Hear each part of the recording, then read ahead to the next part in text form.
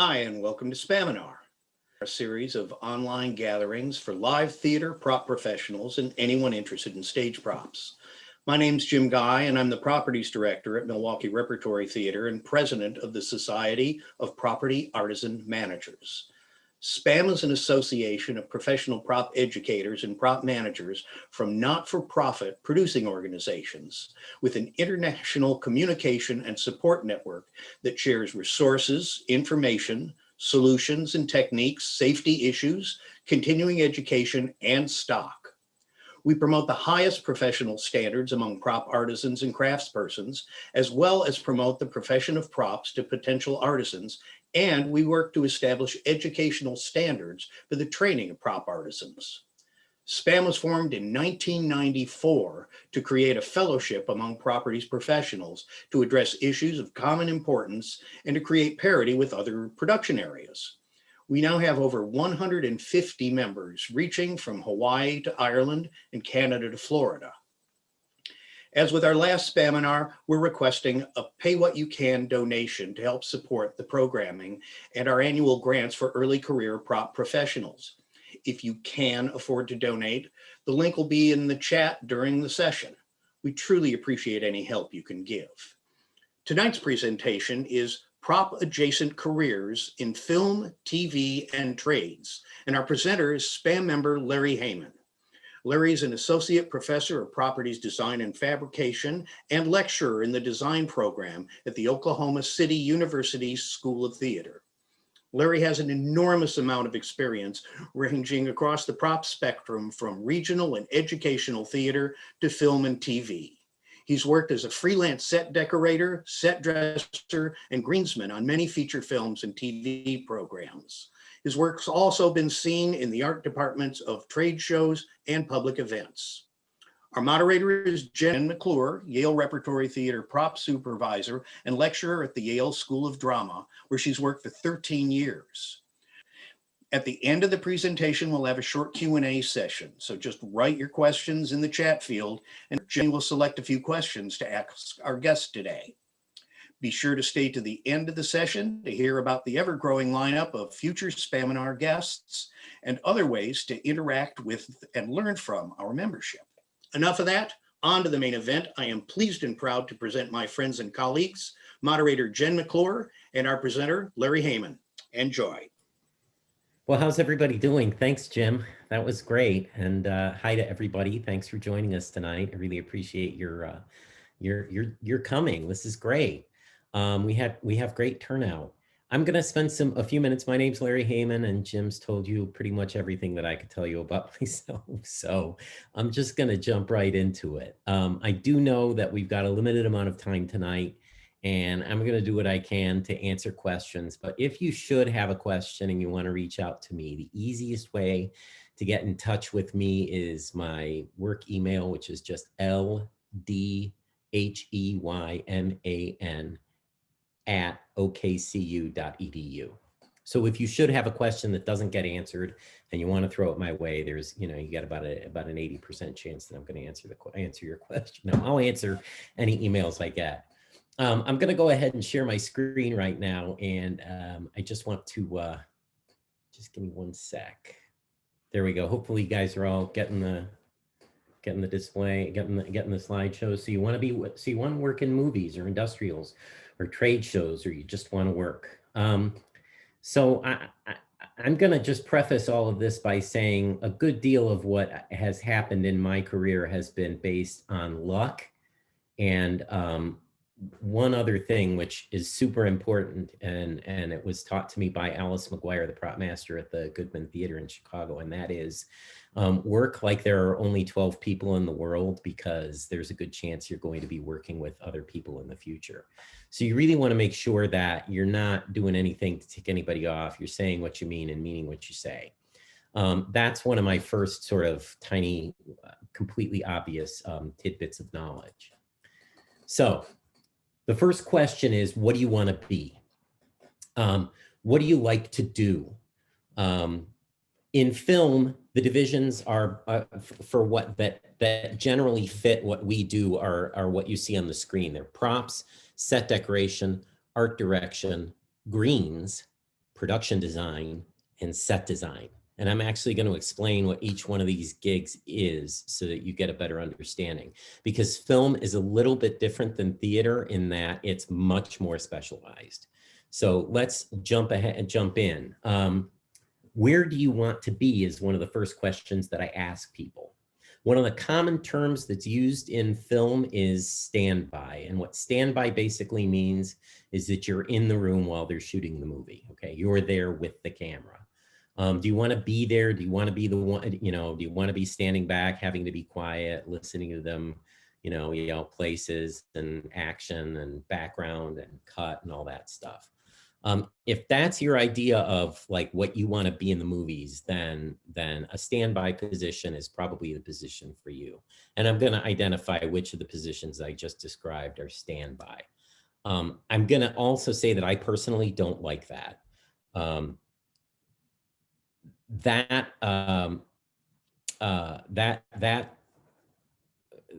level of stress involved and the amount of standing around has just never really appealed to me. We'll talk about that in a minute.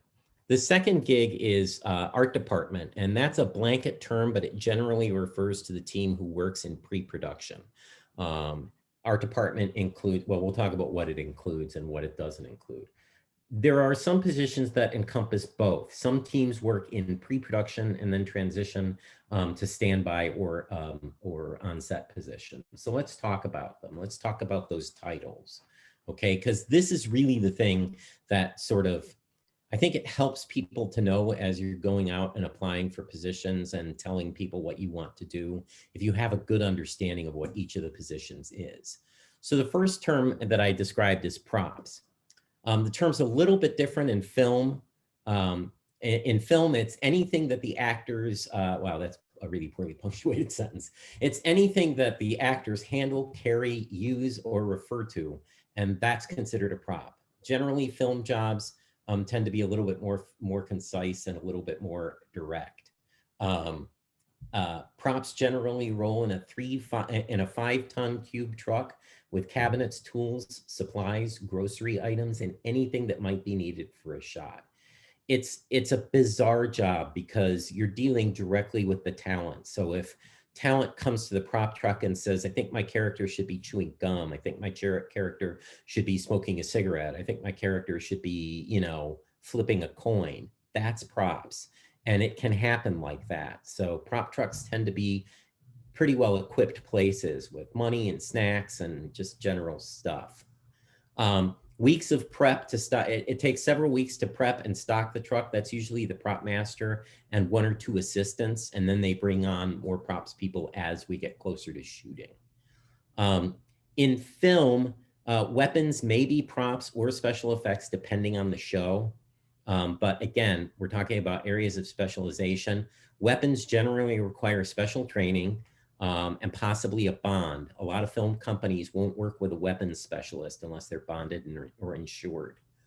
And a lot of prop masters like subbing that out.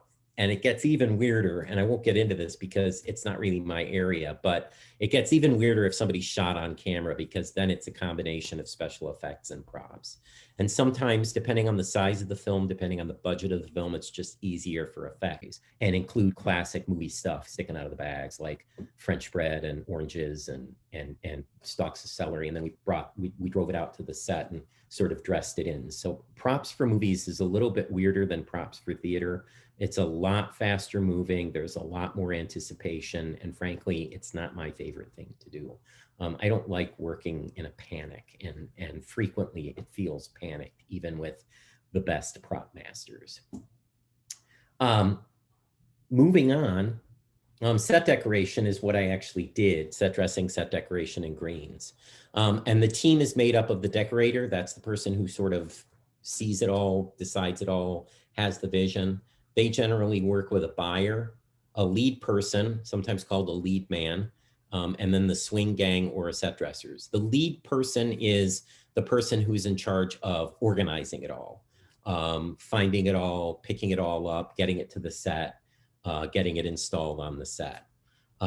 We've got artists and craftspeople who move, shift, arrange, and decorate already built sets and locations. it gets a little bit weird as a dresser decorator on movies, because there are times where I have two examples, Muhammad Ali, King of the World, and Hope Floats, where the location manager found locations that were actually abandoned buildings that had like holes in the roof and holes in the ceilings. And we had to go in and build a restaurant for one movie in an abandoned building where it was raining inside. And we went in, it had been a restaurant at one point before, and we literally pulled all the fixtures out and power washed them and cleaned them up and put them back in. And that became the set for Dot's Diner. If you rent the movie, or if you see the movie Hope Floats, Dot's Diner is one of the sets. And it was grotesque, but that's one of the things that set dressing does. You may show up at a location and it's just complete turmoil, and you have to figure out how to make it neat and beautiful and ready to roll. You're usually working, decoration in the art department generally works a couple of weeks out, but when the film starts rolling, you're usually only 2 to 3 days ahead of the camera. But you have the luxury of sort of being at a location well before there's the pressure of lighting and electrics and grips and all those people showing up. The decorator and buyer are generally the art design people. The swing is a combination of practical knowledge and the heart of an artist, so knowing how, like an example of swing gang, knowing how to rewire a lamp, knowing how to, set up a generator. I mean, those are all things that the swing gang may be asked to do. And then the gold room is the nickname for the staging area, where it's usually depends on where you are. On a couple of the movies, we've actually leased storefronts, and we just build shelving units into the storefronts. And it's literally a props warehouse for set dressing that's located somewhere central in the town, where, as you're going, the next 2 days from now, we're shooting a doctor's office. So we need all the doctor's office sets or all the doctor's office set up. Or 3 days from now, we're shooting in the nursing home, and we're going to need all of our nursing home goods. And you spend weeks gathering these items up and cataloging them and organizing them and lining them up. And I'm talking about all these jobs, and then I'm going to talk about how you get into it. So don't have no fear. Art direction is somewhere between a TD, a gang boss, and a cruise director. Art directors usually function as a go-between for the production designer and the construction coordinator. They're facilitators. They're the finders of stuff. They hire teams like set designers, draftsmen, painters, scenic artists. All these people fall under the realm of the art director. And I've worked on a couple of movies where we didn't have a production designer, we had an art director, and a couple of other movies where we didn't have an art director, but we had a production designer. So it's not necessarily like it used to. The term production designer is only about 30 years old. And before that, everything that was done for scenery in a film was under the realm of the art director. How am I doing for pacing? Am I talking too fast? Somebody give me a thumbs up. Patrick, how do I sound? Okay, I caught everybody off guard. Good, thank you. They are usually partnered with a production designer. So if you're working on like a Scorsese film, there's a pretty good chance that his production designer, Dante Rossetti, is going to be working with somebody who he knows. It's not an entry-level gig. I don't recommend applying as an art director as your first job, because it can be very overwhelming, very demanding. And if you make a bad first impression, it can sometimes kind of mess things up. There's that thing that I said, some films may not have an art director. Some films only have an art director. It just depends on the show. Greens, Be Still My Heart, my favorite. Greens, the lead is called the greens person, and the workers are most frequently just called greens. They are largely responsible for the way the outdoors look. How stupid does that sound, right? But everything in a movie, there are no accidents in movies. Everything that you see in the frame of a shot has been decided by somebody, including location of trees, height of trees, presence of leaves or fruit, absence of leaves or fruit. It's all decided. Nothing is accidental. On the Crucible, we had trees on rolling decks that we moved around because we used them to block shots because we were shooting on an island in Ipswich, Massachusetts, and we needed to be able to block boats in the river. So we would roll a tree down and set it where it needed to go. This is a tricky one because you need to know a little bit about greenery and about green life to do this. It's landscaping, tree trimming, brush clearing, grooming. I've repaired stone walls. I've removed trees. I've pruned trees. I've planted fields of flax and corn and wheat. The production designer and art director for the movie The Crucible were both had the arts of Englishmen or the hearts of Englishmen, and so they actually asked for winter wheat to be planted, and winter wheat doesn't grow in certain parts of the United States, so we had to force a crop of winter wheat to grow. It's the heart of the set dresser, the mind and skills of a gardener. Lead is not an entry-level gig, and the entire department is considered a specialty craft. What does that mean? That means that literally nobody on the set can step in and do your job. It's a great position to have because it is one of the securest positions on the set. They'll sometimes move swing gang or set decorators or set dressers, or they'll pull somebody off of props and put them on dressing. Greens is not like that. Greens is unique. Be ready to learn on the job. And also this is one of the gigs where you have to actually be prepared for the weather. I'll talk about that in a few minutes when I talk about kits. Production design. This is definitely not an entry-level gig. They are responsible for the overall look of the show. They may need to have some experience with camera or a good relationship with the director of photography, the cinematographer.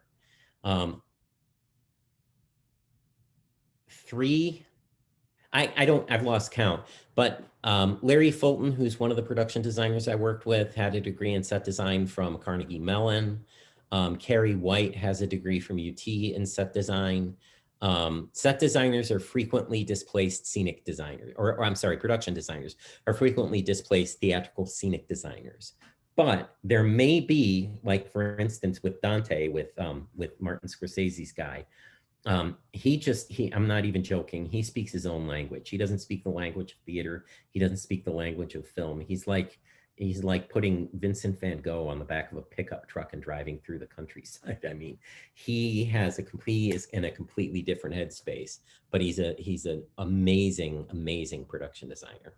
But many of them have theatrical design experience. Many directors have their favorites.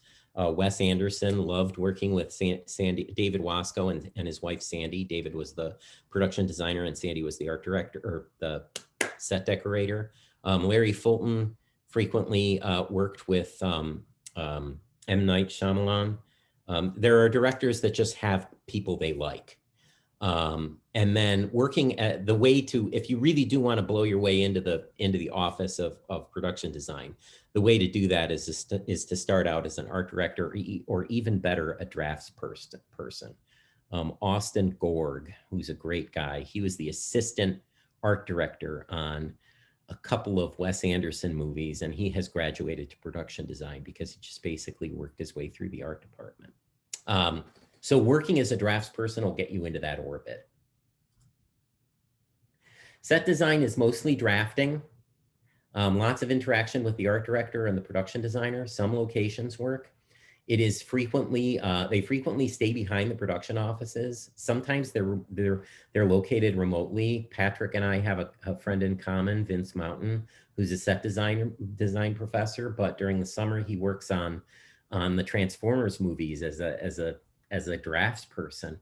And frequently he's working in a studio that's not even in the same city as the film is being shot, because with all of this fantastic technology and digital drafting, it is possible to do it and send your work. It helps to be on location. But if you know how to draft, you're employable as a set designer. And if you enjoy drafting, if you enjoy drafting, if you enjoy Photoshop, if you enjoy, InDesign and Illustrator, you may actually have a gig in an art department office as either a set designer, a draftsman, or an assistant art director. Okay.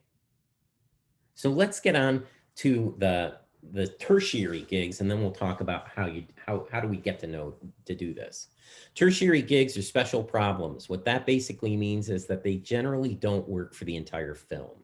Like, for instance, when I was brought on as a greens person, I started 6 weeks before shooting rolled, and I was there until the very end. I was there. I started in April, and the film wrapped in November, and I was there until November. That's a whole show gig. Set dressing is frequently a whole show gig. Props is frequently a whole show gig. The art director may leave once the film starts rolling. Production designer will probably stick around just because they want to make sure that their vision is recognized and nobody messes with their stuff. Food stylist is usually a day gig. I mean, unless it's a big food movie, and then they'll have a food stylist on staff. Weapons can be a special problems gig. Believe it or not, animal wranglers are special problems gigs that sometimes tie in with the art department and sometimes tie in with production. The thing about being an animal wrangler is you generally have to own the animals. So that may not be the gig. You know, you could probably work with them. It's definitely a good way to get your foot in the door and get onto a set. Sign painters. I've worked on 2 movies that had full-time sign painters on the movies, and they were actually sign painters by trade. They were union sign painters. Window dressing, believe it or not, if you're shooting, you know, we had a lot of towns in Central Texas where Main Street is virtually empty, and we needed to go in and dress it up to make it look like Main Street was alive and vibrant. And so we hired people to come in and do window dressing and basically create stores out of nothing. Sometimes that's a realm of the set decoration crew, and sometimes we would day play in people. And then vehicles, depending on the movie. Vehicles is usually the realm of the transportation coordinator, but if the vehicles require a lot of art, like I want you to imagine the Grand Budapest Hotel, Wes Anderson's movies, those vehicles were carefully curated. That was not just the transport coordinator finding those. Normally I'd stop and ask anybody if you have questions, but I know you're writing them down. So things that I've had to know, right, working in movies. How to use a shovel. Sounds really stupid, but the very first thing that I learned on my very first greens gig was the difference between a transfer shovel and a planting shovel, and they're different. Knowing how to use power equipment, how to drive a tractor, how to run a rototiller, how to read a planting diagram, the logistics of how to get things from one point to another, irrigation on an island that doesn't have running water. How to tie knots, where to find stuff, military items, taxidermy, lighting, and large weapons, fine art framing and display, how to hire a graffiti, saddle building, saddle building, finding thousands of yards of fabric, where to get little tiny mirrors, what glue to use to glue little tiny mirrors to a saddle. Christmas lights by the 10,000, where to find 3,500 taxidermied animals to literally fill a house, how to hang pictures in an artful array, how to get the smell out of a freezer that audio unplugged. That actually happened. That was the worst job I've ever had. How to get paint off of a borrowed or rented item, how to explain breakage of a borrowed or rented item to an antique dealer. The beautiful thing is when you work on a major picture, you have a bond and insurance. So we broke on a movie called The Proposition, we broke a $25,000 clock, and I got to be the one to return it to the antique dealer with a check, you know, for the full amount. So, but you got to be able to do all this stuff possibly with 3 to 5 days notice. That's the catch. You have to have, so things I've had to know, that's just a very, very short and by no means exhaustive list. And then, so the question that people frequently ask me is, what will get me hired? Good references will get you hired. Knowing somebody that other people know and trust is a good way to get a job. Having a can-do attitude, being agreeable, not crazy, Like, we'll see the crazy in your eyes and not hire you. But having a can-do attitude, not being a cynic, not being cranky, not being bitter. The very first set decorating job that I got was the lead person on that film was a guy named Tad Smalley. And part of his job interview was on a scale of 1 to 10, how well can you wire a light? On a scale of 1 to 10, how well can you rearrange the furniture in a room? On a scale of 1 to 10, something else. And then the fourth thing that he asked me to do was tell him a joke. And I was actually, I went with the fastest joke I know. Why did the monkey fall out of the tree? Because it was dead. It's a terrible joke, and I apologize in advance for anybody who's offended by that. But I had to pull one out of nowhere. And the funny thing was that Tad actually told me afterwards. I've worked on 4 movies with Tad, and Tad actually told me afterwards that I would be surprised at how many people don't know a joke. He wants people who he's going to have fun working with. You're going to be spending 12 hours a day with people. Knowing some basic stuff, wiring knots, how to pack a truck, how to unpack a truck without killing anybody, being on time, not gossiping, not taking a lot of goofball pictures, being resourceful, and being lucky. Things that will get you hired. Okay. Things that will get you fired. Not following the lead, working slowly, showing up late, wasting time, gossiping, not knowing what you said you knew. If you tell somebody that you know how to do something, you better know how to do it. And communicating poorly. Like, when you are in the weeds, tell somebody you're in the weeds and they will come and help you. I told Stephanie Waldron, Green's person extraordinaire, that I didn't know the first thing about stone walls. And she brought a stonemason in to show me how to work on a stone wall. But I admitted it. That was a unique job, and it was actually very funny because they love theater people on movies, because theater people are resourceful. Theater people have good work ethics. Theater people go in and do things, and theater people tag out when they don't know how to do something. And that's the most important thing, is you don't have to know how to do everything on a movie. You really don't. You need to know who to hire. You need to have a guy. You need to know where to get something. Okay. So the next thing, I mentioned this word earlier. What's a kit? Do I need to have a kit? Will I get reimbursed for it? At the minimum, what should I have handy close to the job site or location? Who buys or rents specialty tools? And if I have one, should I bring it from home? Okay, so let me just get started by saying every person who works in film should have a kit. And a kit is just basically a basic set of tools that you use, that make you happy, that bring you joy, to use a Marie Kondo term, that you know that you can go and pull out if you need it. So the basics. But if you have something that sort of makes you special, makes you unique, you may want to bring it with you as part of your kit, just so that, you know, if they should suddenly need a really good pair of fabric scissors, I got a really good pair of fabric scissors in my kit. Let me go get it. Okay.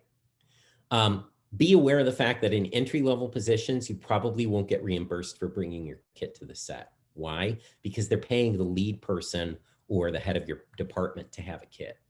So the lead person, lead man, lead woman, lead person will usually have a truck full of equipment that they know how to use and that they can let other people use.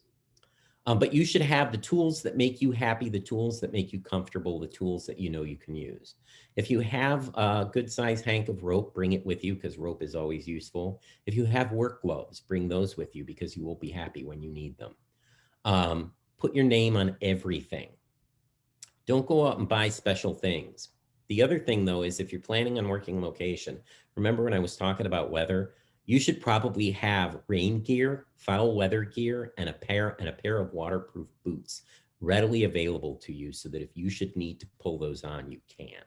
Okay. Some specialty tools, yes, you should bring them from home. Other specialty tools, if they're irreplaceable, expensive, or hard to find, you probably don't want to bring them from home, because if they get damaged, the film company may not reimburse you for them. I had a friend who had an entire van full of tools stolen on a movie, and 20th Century Fox didn't reimburse him because they told him he wasn't supposed to be using his own tools. So they'll appreciate you if you have them, but they'll leave you hanging if you lose them. So only bring things that you know you can replace. If you have favorite tools, a favorite hammer, a lucky hammer, I have a lucky hammer, bring it. What about unions?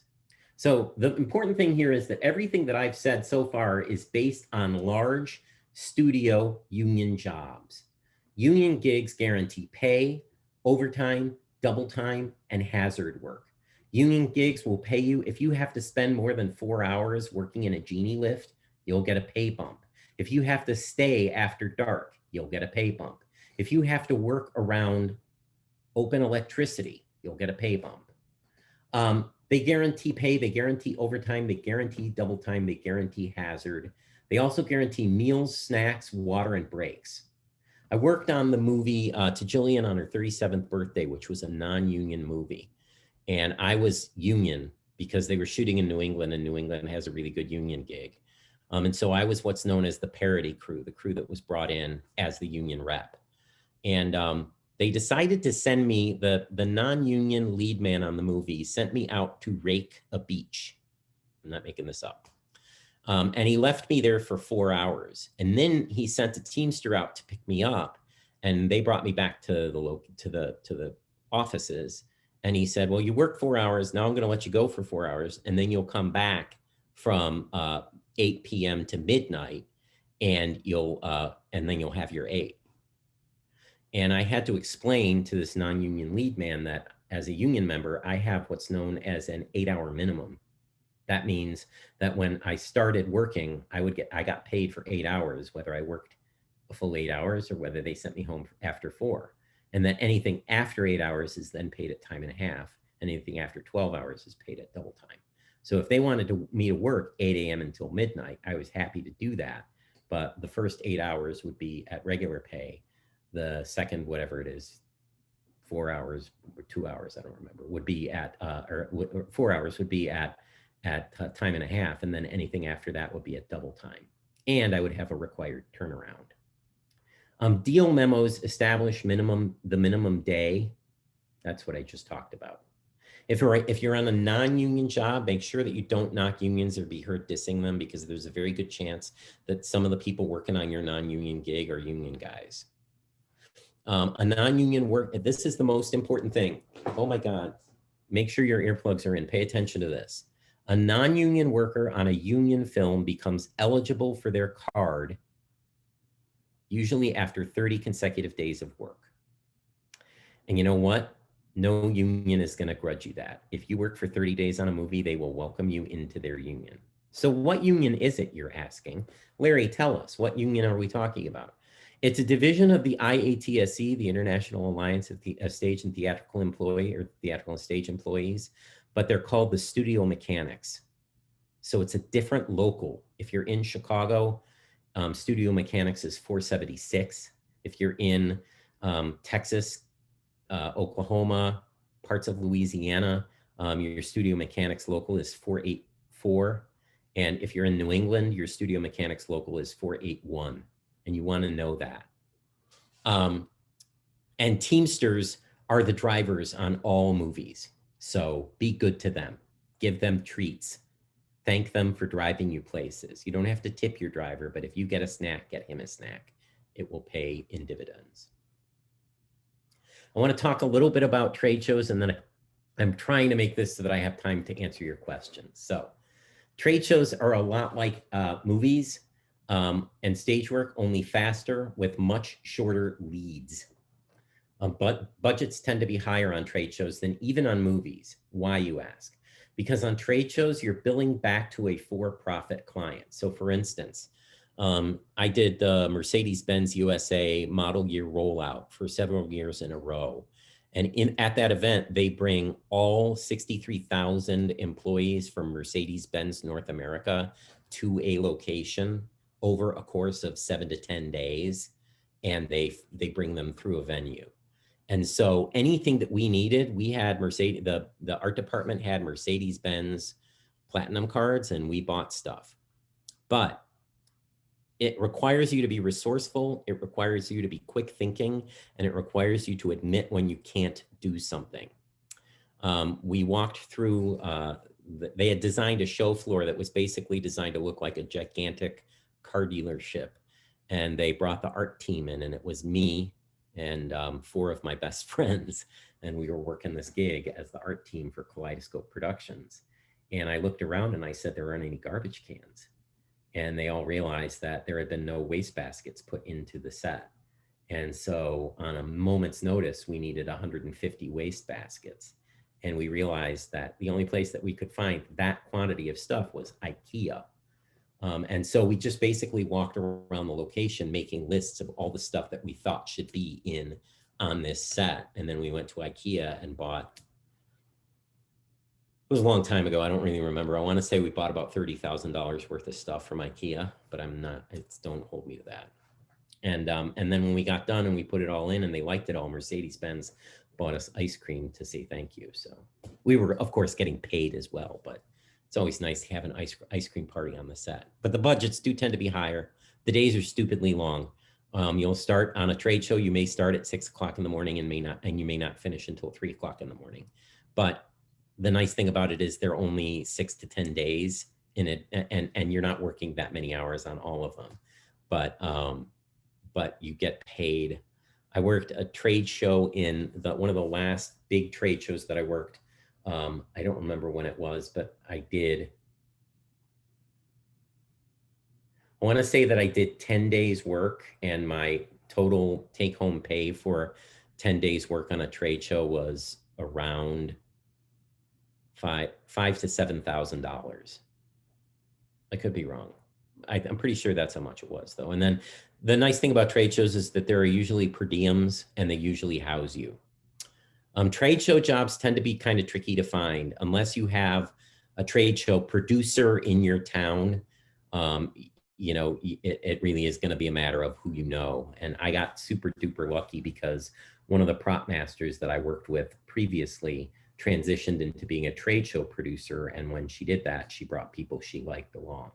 This is the important thing about being easy to work with, being likable, and doing your job carefully. If you do that, people will hire you again and remember you. Don't be remembered for the wrong reasons. So for trade shows and film, one of the really important things is to find out whether or not you're going to be working as a local. In the state of Oklahoma, I work as a local between Oklahoma and Texas unless I can negotiate a better deal for myself, which means I may be required to drive several hundred miles, find a hotel, and live with just a per diem and maybe a meal allowance as well as my day rate. So you got to decide whether or not it's worth it for you to work on a movie. If you can get in on a movie and your base pay, it's a union gig and your base pay is $35 or $40 an hour, plus some sort of meal allowance or trade deal or per diem, it's probably worth it for you to get a hotel room and do the movie work, depending on how long it lasts. But if you can negotiate with them to house you, it's one of the things you want to try and get. Everybody knows what a per diem is, right? Per diem is a day rate that's given to you that basically is designed to pay for your meals, it's an allowance basically that is above and beyond your regular pay. As you move up in film, as you move up in film jobs and trade show jobs, they'll rent cars for you because you really don't want to be driving your vehicle to and from set and driving around picking things up. You want them to have a truck for you or them to have an SUV for you. And in most situations, if it's a union gig or a major trade show, they will. You want to also make sure that if you need any special permits, licenses, fees, tolls, communication charges, whatever, this applies. This is long ago and far away, but you want to make sure that the film company is providing you with stuff. You may also ask them to provide you with communication devices like a cell phone so that you don't have to give out your own number to people who, you know, you don't know. So those are all things to negotiate and think about as you're taking a movie job. Because here's the problem. Most people get a movie job after working in theater and they hear, oh, I'm going to get paid $27 an hour. And that's so much more than what I make in theater. And the reality of it is it's still not as much as what they actually pay film people. They're just kind of taking advantage of the fact that you have stars in your eyes. So you got to be careful and make sure and find out what the rate is and make sure that you can live with that rate before you say yes. I will simply say I have never worked on a small budget or a non-union film because I've never had to, but two, they tend to take advantage of people. On non-union and low budget films, you may get a great title, but you're going to get paid a day rate and they're going to expect you to work for as long as they want you to work. And they're not going to have a limit to the length of your day.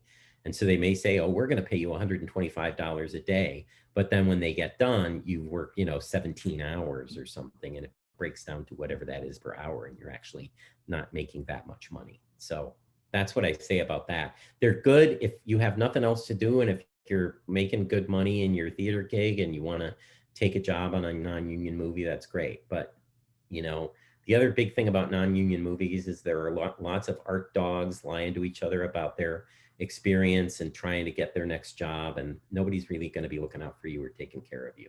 It's a tough job to work. I don't recommend it. So where do you look? I'm getting to the end, folks, I promise. In 2 more slides, we'll have pictures. Where do you look? One of the good places to look nowadays is state film offices. The state of Oklahoma has a website where you can basically upload everything that your resume and all of your experiences and pictures of your work and your website and all that stuff. So a state film office is a good way to get onto a work list. In cities like Houston, there are actually city film offices. Houston has the Houston Film Commission. Austin has the Austin Film Commission. So look for those film commission offices. Go in, pass out your card, shake hands, say hello, tell them what you're interested in doing. And the other thing is define what you want to do. Pick something off that list. If you want to do set decoration and greens, say that. Do not throw a smorgasbord of things that you can do, because you want to look like you do something really well, not like you're just asking to be given any job they happen to have. Local production studios or local studio spaces, LD systems in Texas or other places will frequently have on-staff people. Just go in and breeze through and make an appointment, give them your card, talk to them, make contact, reach out, say hello, let them know that you're there. Production companies, if they exist, obviously friends. If your friends are getting work on movies, follow them and ask them how they're doing it and ask them to keep you in mind. And friends, if you get on movies and your friends are asking you for work, give your friends work, unless they're really, going to drag you down, and then you got to figure it, then that's your problem. But that's one of the other things that's really important. Friends hire friends, but if your friend is completely untalented and a pain in the ass, you really don't want to hire them, because you don't want to be remembered as the person who brought that guy on. And I've been in that position, and it was tremendously uncomfortable. I was working at WGBH television about 25 years ago, and I got a friend onto a show, and he came in, and the first thing he did was break a saw. And they came to me and said, yeah, we don't think your friend is going to work out. And he immediately became my friend. He wasn't the overhire guy. He was Larry's friend. Some things to remember. In film, not everything gets shot, so make sure you take good photos. I didn't do that. I regret it. In general, if you're standby with camera, there are some restrictions as to what you can and can't photograph. For instance, Sandra Bullock, you can never, ever, ever photograph her. There are a couple of other people who are like that. And the reason for Sandra Bullock is because people take her picture and then make fakes with them, and she really hates that. So I'll just say that. If you take photos and leak them to social media, you will never, ever get hired again. Everyone there is working. Nobody wants to hear your stories, okay? Being standby means a lot of standing around. And this is something that's personal. Directors of photography will yell at anyone nearby. Do not take it personally. There are going to be cranks who yell at you on set, and if you rise up and yell back at them, you'll probably get fired. So just let them yell. wave it off, and move on. Does it suck? Yes. If they berate you or verbally abuse you, you can file a grievance, but be prepared for the fact that there are lots of crazy people on movie sets, and many of them have tempers and have been told that they're God. So you just sort of have to deal with it. Similarly, the cinematographer for the film The Crucible, he was a beautiful human being who ate oatmeal in his camera chair and told jokes and didn't care about anything. This is a terrible picture. I'm gonna move ahead. So this is one of 13 gardens that were planted for the film The Crucible. And one of the really important things about the gardens is that the plants don't necessarily make any sense in terms of, like, if I were to go in there with a degree in horticulture and take a look at them, although the scarlet runner beans at the back of the image are actually true to the period. Everything else is basically, I love this term, it's basically painting with color, texture, and altitude. I was so incredibly lucky on this movie because I got brought in as the first assistant greens person, and I dressed in all of the gardens. I was the one who arranged all of the plants, and then other people came in after me and planted them. And I learned from a very, very good greens person on this movie. But greens isn't only gardens. Sometimes you have to plant fields. This is a field of yarrow, which is a native plant in New England, the yellow flowers. Those all had to be hand cultivated and hand planted. We spent a day and a half on our hands and knees digging holes and planting yarrow flowers. And then another day and a half getting water on a waterless island, getting water from a well at the top of the hill down to the garden so that we could water them. That's the town of Salem being built in the distance. This is just an interior. This is actually a one shot in one direction and then the reverse going in the opposite direction. This kitchen did not exist before we came onto this movie. The kitchen, this is actually a house in Smithville, Texas. And this kitchen was gutted and built specifically for this movie because the family who owned the house was getting ready to remodel it. But I want you to take a look in this kitchen because along that plate rail on the top, those are pieces of taxidermy. There's a taxidermy bird on the wall. There's a taxidermy rooster standing right here. That's the movie. This is the movie. There were 3,500 separate pieces of taxidermy in this house. It stunk when we were done. This is a great example of something that was never shot. There was a swimming pool in the yard of this house and we wanted to cover it up and make it not seen for the movie. And so construction came in and built a gigantic platform over the swimming pool. And then greens and set decoration came in and decorated it to look like a garden. I only took 2 photographs of this. And on the day that it was scheduled to shoot, Caleb Deschanel, refer to my previous notes, Caleb Deschanel came in and said, I hate this, and didn't shoot it. He shot in the opposite direction, and Larry Fulton, the production designer, wasn't present, or he would have made him shoot it. But there you go. Just to give you a frame of reference, this garden was about $117,000 to build and plant. Didn't get shot. Hey, Larry. Yeah. Sorry to interrupt you. We're at about 8:50, so if you have a couple more slides, and then we should jump into questions. Sure. I'm gonna just jump ahead. This is a good example. These are 2 images of Rushmore, and they're great examples of not everything gets shot, but they're also great examples of where you find things on short notice. This is actually the janitor's closet. It's a big closet, but it's at St. John's School in Houston, Texas, and this is the headmaster's tea room. And in the movie, Brian Cox is sitting and having tea when he throws Max out of the school. But they came to me, I was the art department buyer on the movie, and they came to me and they said, hey, we need portraits of dead people to go on the wall. And I said, oh, sure, when do you need them? And they said, in 2 days. If you've ever done this sort of thing, finding these kinds of portraits for under $500 at an art gallery or antique store is next to impossible. And so it was one of those gigs. Let me just jump to the next slide. This is the last slide. It was one of these gigs where I actually called, I was running out of ideas, and I called Rice University and I asked them if they had any gallery quality portraits that could be hung on the set of a movie. And God bless them, Rice University has an idle assets storage where they have literally hundreds of oil paintings just sitting in racks waiting to be hung in places. So this dude over here is Eddie Scurlock. He was one of the founders of something in Houston, and he made it up onto the wall. And then just as a realm of things that I've had to do, this is one of the parting shots of Rushmore. We needed around, I want to say we got around 600 plants to create the jungle for the play within a play scene.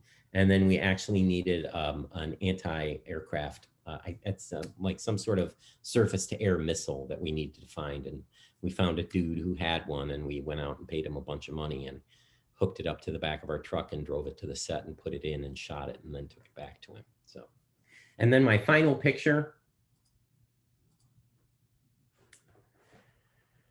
on the set, the director came in and saw this stuffed javelina sitting there, and he said, you know, what would be really funny is if we put it onto a platform, put a saddle on the back of it, and had one of the kids in the movie riding it around.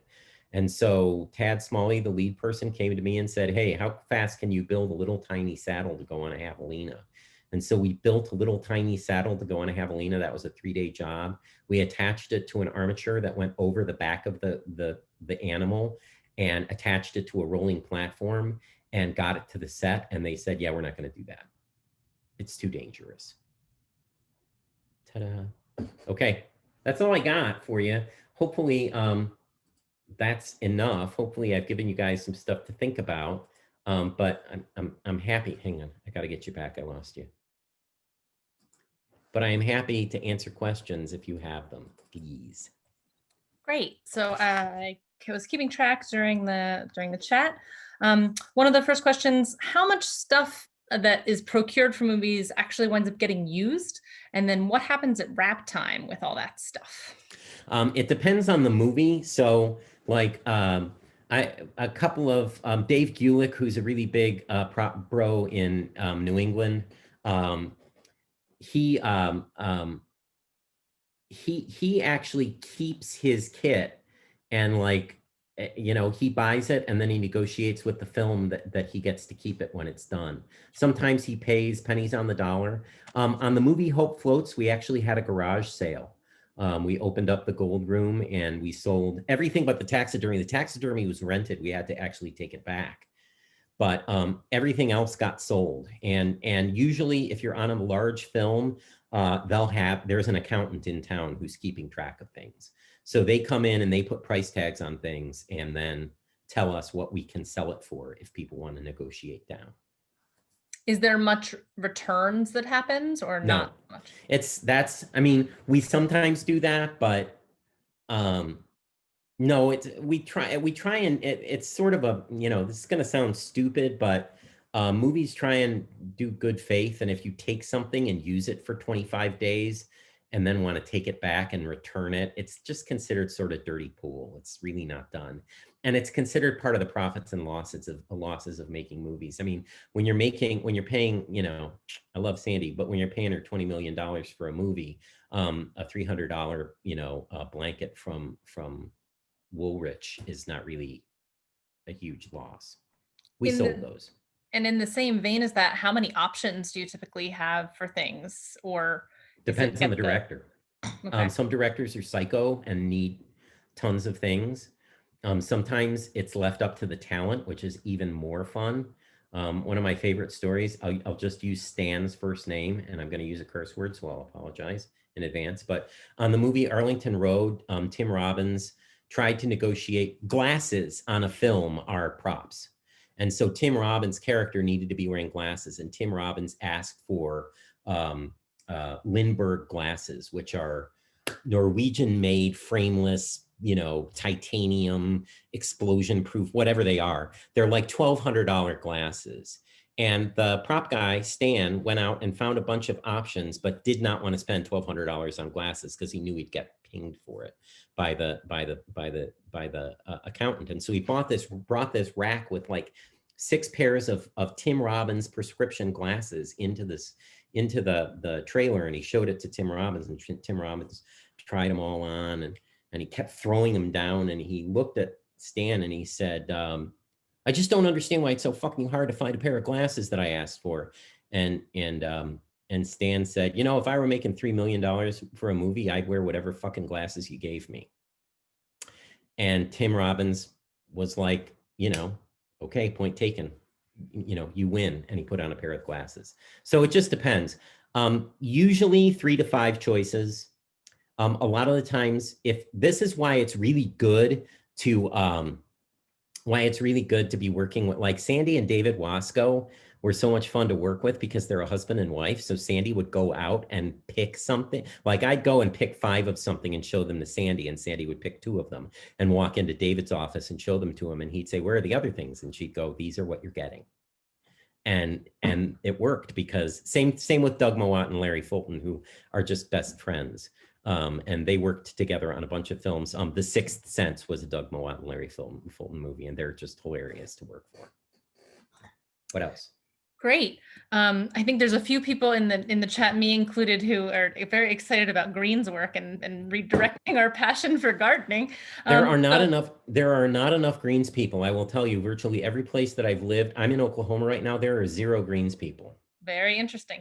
Yeah. So somebody asked, how consistent is that work? You mentioned you were on for the whole movie, but do almost every movies have that department, or does it really depend on where they are? It really depends on the movie. I mean, if you're shooting in space, there isn't going to be a greensman. If you're shooting entirely inside the FBI, there isn't going to be a greensman. But if you're going to be going outside, yeah, there is, you know, it really depends on the movie, but like, let me think. We didn't have so the movie that I had to hire a graffiti artist for, I didn't have a greensman on that movie. So I had to, as the set decorator, I had to go find greens and pull them in. But it depends on the budget for the film, and it depends on the production designer. There are some production designers who will say, I can't work without a greensman. You want those guys. Great. Some folks mentioned that their local IAs actually have specific kit requirements for specific departments. Have you encountered that? And I mean, I don't know where it is. I don't know who they are, but that's sort of an annoying low budget thing, because if you're going to require me to have a kit, you better be paying me for my kit. Like you better be paying me, you know, a $50 a day kit rental. And if you're not going to pay me anything, then telling me I must show up with these power tools. Now that's true with construction departments, because a lot of the times, like if you're working on a movie where there are 25 carpenters, the construction coordinator is not going to have 25 circ saws. He's going to expect his dudes to bring them. So, I mean, I have heard of it, but it varies. Great. What sort of college level internships or jobs or other experience do you recommend to build resumes to get this type of work? You know, I think the best, I mean, if you're going to do college level, like internships and stuff, I just think getting as much experience at actually hands-on doing things, either, you know, in a props department. If you can get into a large props department where they have the luxury of having people who did nothing but dress sets or whatever, that's really something you want to do. But just building your skill base, so that when Tad Smalley asks you what kind of glue you use to attach tiny mirrors to a saddle, you know what kind of glue to use, and you know where to find the tiny mirrors. Sandra Bullock bought, at the end of Hope Float, she actually bought that saddle and it's hanging in her house now. Ta-da. So anyway. So that's also a lot of the times on bigger movies, to answer that other question, a lot of the times the talent will ask for specific things so that they can then take the specific things with them at the end of the movie. Crappy, but true. Not unlike some theater productions. It's ridiculous. Are film jobs nowadays found through sort of a physical location, or are there common websites that you and your colleagues find work?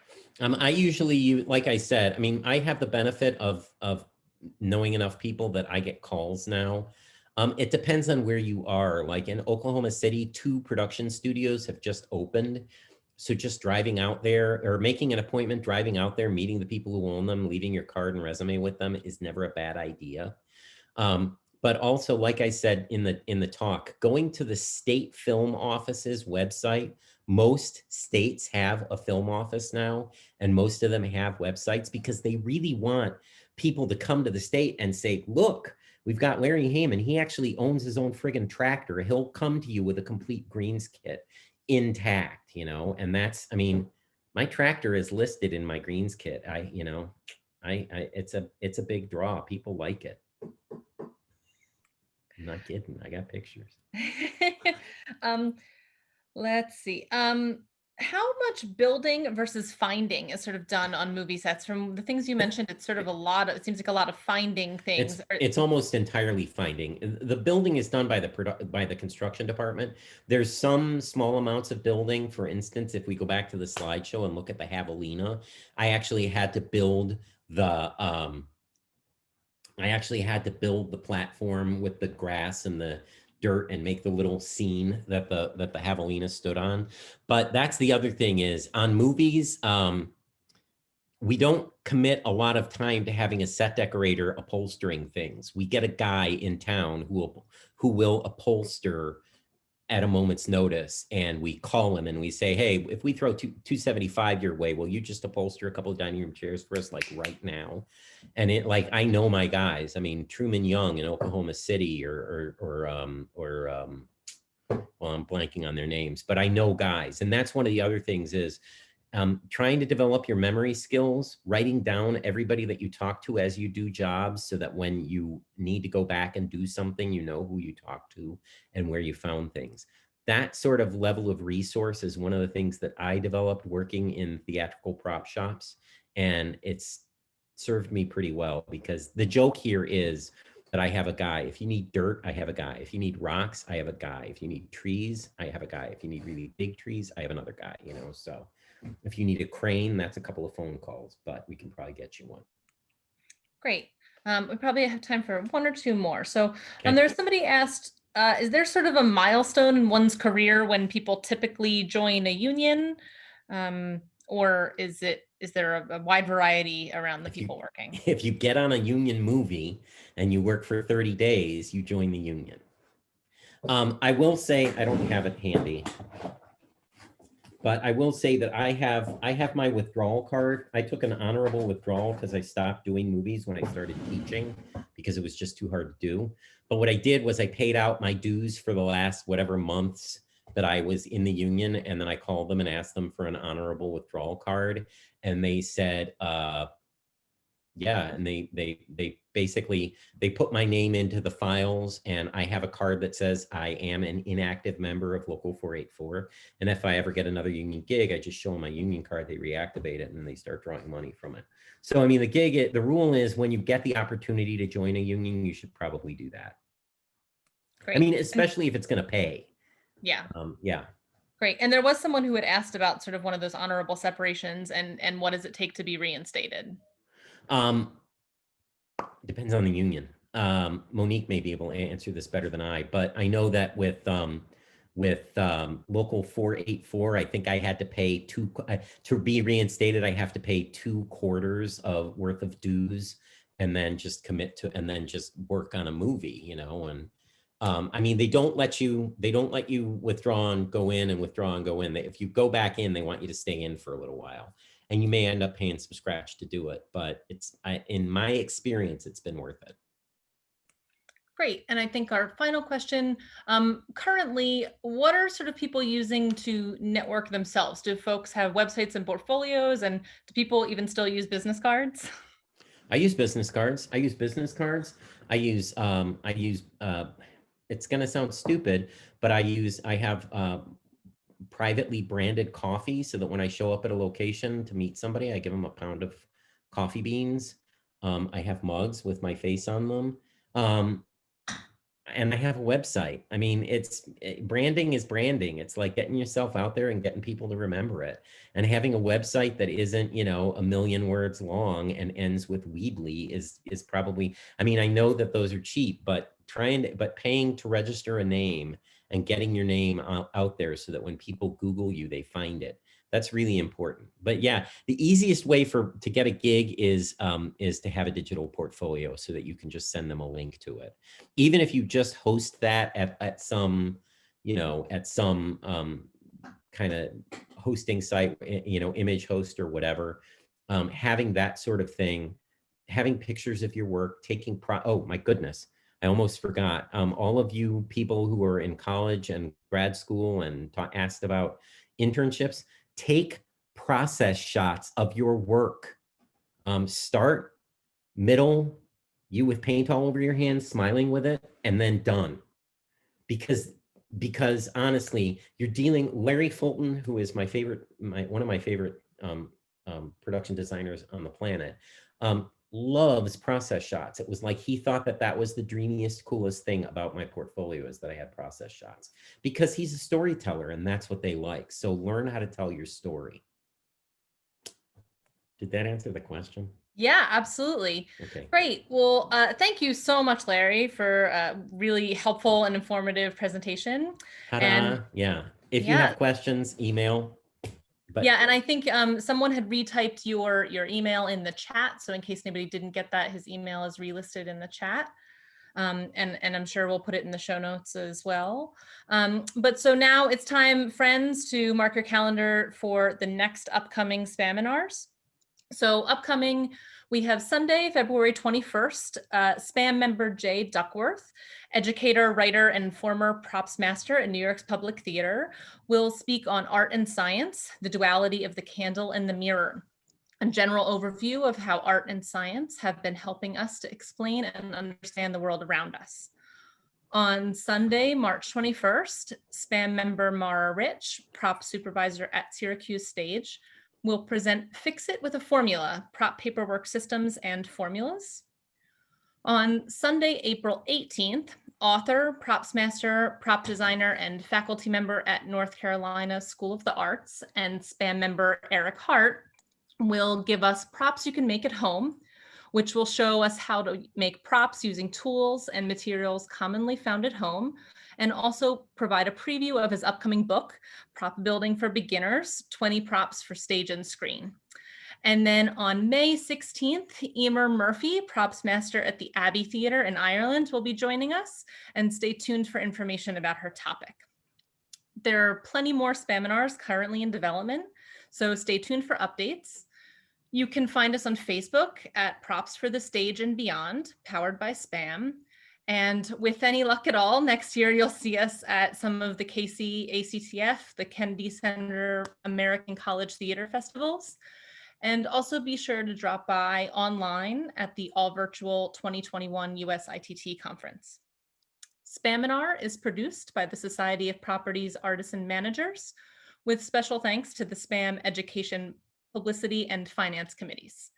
Thanks again, everybody, for watching. Please keep your suggestions for future Spaminars coming. We want to know what you want to learn about. There will be a follow-up survey, so please fill that out to help us know what programming to bring you. And remember to be kind to each other. Have a wonderful new year, and prop on. We'll see you next time.